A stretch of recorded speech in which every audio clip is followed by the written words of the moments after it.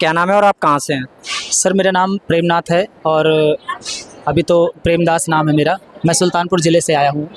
Sir आप संत रामपाल जी महाराज जी से जुड़ने से पहले किसकी भक्ति किया करते थे? सर मैं संत रामपाल जी महाराज के जुड़ने से पहले मैं हनुमान जी को मानता था और मंगलवार का व्रत भी रहता था।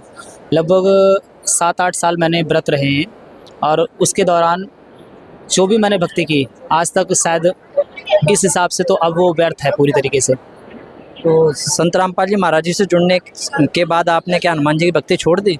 बिल्कुल उनकी भक्ति, क्योंकि गुरुजी बताते हैं कि एक भक्त जो होता है एक भक्ति से भक्ति कैसे करी जाए, क्योंकि वो तो हमारे गुरु भाई हुए। क्योंकि गुरुजी ने अपने सत्संग में बताया है कि हनुमान जी ने भी संत रामपाल जी महाराज के अवतरित मुनींद्र ऋषि उस टाइम आए थे उस युग में, तो उनके वो शिष्य बने थे हनुमान जी। इसलिए वो भी कबीर परमात्मा के ही भक्त थे और हम भी कबीर परमात्मा के ही भक्त हैं, जिस कारण से वो हमारे गुरु भाई हुए। तो हम एक गुरु भाई और दूसरे गुरु भाई की भक्ति कैसे कर सकता है, इसलिए मैंने उनकी भक्ति छोड़ दी। तो उनकी भक्ति करने से कोई आपको लाभ भी मिला था उस समय? सर उस टाइम तो जो भी था, क्योंकि आस्था मेरे मन में पहले भी थी हनुमान जी के प्रति। अब तो फिलहाल केवल एक सम्मान प्रति है, बाकी आस्था नहीं है, लेकिन सम्मान उनका मैं अभी भी करता हूँ क्योंकि वो एक भगत है हम। फिर क्या है कि उनसे जो मैं भक्ति करता था उससे मुझे कोई ऐसा छोटा मोटा लाभ तो होता नहीं था, बड़े लाभ भी नहीं होते थे। क्योंकि कारण क्या है कि सब शास्त्र अनुकूल भक्ति करेंगे तो फिर कैसे बन पाएगा।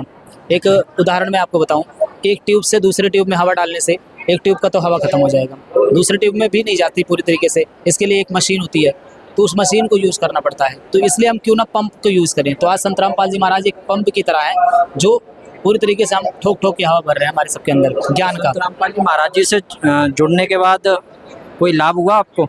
सर मैं आपको सबसे पहला मेरा लाभ ये है कि आज मुझे जो आध्यात्मिक मार्ग मिला है, मोक्ष प्रदान मिलेगा, मुझे मोक्ष मिलेगा। पहला लाभ तो यही है मेरे को। दूसरी चीज़ क्या है कि जो मेरे अंदर थोड़ा सा अंदर नशे वगैरह की थी वो चीज़ें छूट गई हैं। जैसे कि मैं पहले काफ़ी गुटखा वगैरह खाता था, अल्कोहल तो नहीं ली मैंने, लेकिन फिर भी गुटखा वगैरह खाता था, तम्बाकू वगैरह खाता था, तो वो सारी चीज़ें मेरी व्यसन छूट गया। मैं 11th में पढ़ता था तब से मैं करता था। उसके बाद बीएससी मैंने की, बीएससी और एमएससी की, उसके बाद भी मेरा छूटा नहीं। 2020 में जब मैंने नाम दीक्षा ली तो उसके बाद मेरा ये सारा व्यसन छूट गया। तो संत रामपाल जी महाराज जी से जुड़ने की प्रक्रिया क्या रही? कैसे आपने नाम दीक्षा ली, कैसे शरण में आए जी, और कितना पैसा खर्च हुआ इसके लिए? सर ये आपने बहुत अच्छा प्रश्न किया है कि जिससे समाज के लोग भी जान सकते हैं इस चीज़ को। देखिए सर, संत रामपाल जी महाराज से जुड़ने के लिए सबसे पहला तो साधना चैनल पे जो टीवी पे जो भी हमारे दर्शक सुन रहे हैं हमको, नंबर संत रामपाल जी महाराज के दया से चल रहे हैं, कुछ नंबर्स हैं, या हर ज़िले में नामदान सेंटर चलाए जा रहे हैं। तो उस नामदान सेंटर पे के लोकल पे आप संपर्क कर सकते हैं और इसकी जो नाम दीक्षा होती है वो निःशुल्क होती है। हर ज़िले में लगभग ये नामदान सेंटर हैं। सतलोक आश्रम भी हैं, शामली में भी है, हमारे सुल्तानपुर में नामदान सेंटर है, द्वारिकागंज में है, ऐसे ही अमरोहा ज़िले में भी है, ऐसे ही अयोध्या में गोसाईगंज में भी है। मतलब तमाम मेरे लोकल में जितने हैं मुझे जानकारी है। वैसे ऑल इंडिया में पूरी तरीके से ये आदेश गुरुजी क्या है कि नामदान सेंटर खुले हुए हैं, वहाँ पर आप नाम दीक्षा ले सकते हैं जाकर के, और वो भी निःशुल्क, किसी भी प्रकार का कोई चार्ज नहीं दिया जाता उसमें। कैसे संपर्क में आए आप? देखिए सर, मैं तो सत्संग के माध्यम से सत्संग सुनता था, साधना चैनल पर, टीवी चैनल पर सत्संग आता था, तो उसके नीचे एक पीली पट्टी चलती थी। उस पट्टी पर मैंने देखा एक नंबर था, उस नंबर को मैंने डायल किया। डायल करने के बाद उन्होंने मुझे जानकारी दी मेरे नज़दीकी नामदान सेंटर पे, तो वहाँ से मुझे नाम दीक्षा मिली। तो संत रामपाल जी महाराज जी से जो श्रद्धालु जुड़ना चाहते हैं वो संत रामपाल जी महाराज जी से जुड़ सकते हैं। उस पीली पट्टी पे जो नंबर है उस नंबर पे संपर्क करेंगे तो वो उनको उनके नज़दीकी नामदान सेंटर को बता देंगे, वो वहाँ जाकर के अपना नाम दीक्षा ले सकते हैं। आपका एक और आंसर था कि संत रामपाल जी महाराज जी से जुड़ने के बाद नशा छूट जाता है, इस पर थोड़ा हमें संदेह क्लियर कीजिए।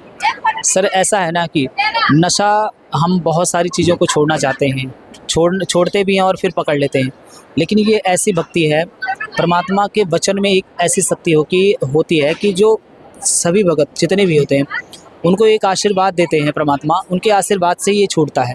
हम कितना भी कोशिश कर ले, उसके पहले भी मैंने गुटखा छोड़ने की बहुत कोशिश की, लेकिन छूटता नहीं था। 8-10 दिन ना करते, फिर एक दिन मन अमल बन जाती और फिर कर लेने लगता था। तो ऐसे करके करता रहता था, क्योंकि मेरा एक व्यावसायिक कार्य था, मैं बिरहा भी गाता था, पहले बिरहा भी गाता था, तो जिस कारण से मुझे करना पड़ता था। लेकिन उसके बाद से मैंने बिरहा भी गाना छोड़ दिया, गुरुजी ने ज्ञान दिया, समझ में आया। उसके बाद फिर परमात्मा के आशीर्वाद से ही ये मेरा नशा छूटा हुआ है। अपनी मर्जी से तो नहीं छूटा, क्योंकि मैंने पहले भी अपनी मर्जी से छोड़ना चाहा, लेकिन नहीं छूटा। लेकिन आज परमात्मा संत रामपाल जी महाराज के अमृत ज्ञान से और उनके आशीर्वाद से, शुभ आशीर्वाद से ही मेरा नशा छूटा हुआ है। इस बात का तो विश्वास करना पड़ेगा क्योंकि आप एक रिपोर्टर भी हैं, आपका कोई चैनल भी है। जी, मेरा एक चैनल है 81 न्यूज़ इंडिया करके चैनल है। उस चैनल पे मैंने काफ़ी वीडियो अपलोड कर रखी है इस संबंध में भी, और इसलिए मैं थोड़ा समाज को ये भी, तो इसमें रत्ती भर भी संदेह नहीं है कि संत रामपाल जी महाराज की शरण में नशा नहीं अगर छूटता कोई है। संदेह करे तो समझ लो वो मूर्ख है, क्योंकि उसको ज्ञान ही नहीं है, वो ज्ञान समझना ही नहीं चाहता, केवल लोगों को बरगलाना चाहता है, मूर्ख बनाना। कंपल्सरी नशा छूटता ही छूटता है। हाँ, आप हजारों लाखों करोड़ों लोग ऐसे अनुयायी हैं जो नशा करते थे। मैं तो छोटे मोटे नशे करता था, लेकिन ऐसे भी लोग हैं जो दारू तक पीते थे, अपने परिवार को पीटते मारते थे, लेकिन वो भी आज छोड़ चुके हैं। मैंने कई इंटरव्यू ऐसे लिए हैं, 81 न्यूज़ इंडिया पे आप देख लेंगे आ जाके। धन्यवाद। धन्यवाद।